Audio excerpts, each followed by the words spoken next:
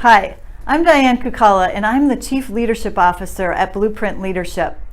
This week's theme is goal achievement, and we've put up a bunch of different tools and tips on social media, so you'll have a lot of practical things to look at in terms of goal achievement this week. But right now, I want to talk about goal achievement from a 10,000 foot level. And that consists of three different elements. First, I want to talk about purpose and making sure that goals are aligned with the organizational's purpose.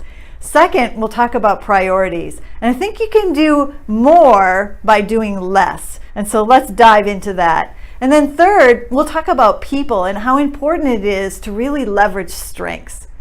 All right, with purpose. I think back to a story that resonates with me from 2010. And that is, I heard Drew Brees, who is the quarterback for the New Orleans Saints.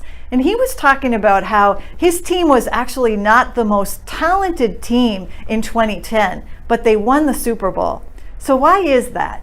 Well, he attributes it, in part at least, to everybody on the team having a common purpose. And that purpose was to bring renewed hope to New Orleans after the Katrina catastrophe.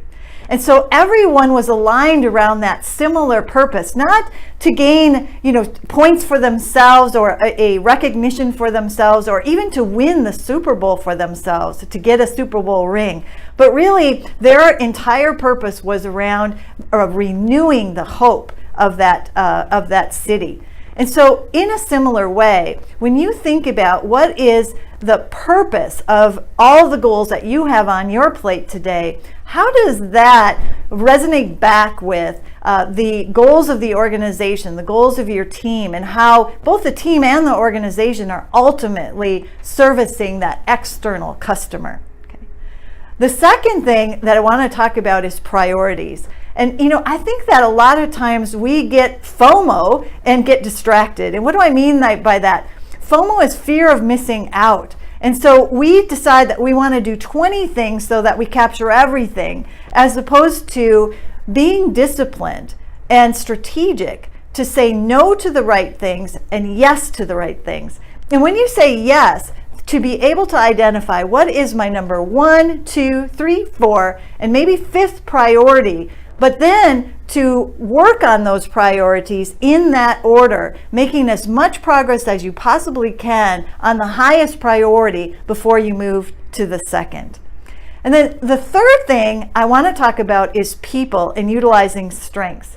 An image comes to mind for me about an orchestra. And in an orchestra, every single person in the orchestra is important because they play an instrument. And they are very, very good at the instrument they play, or they wouldn't have a seat in the orchestra.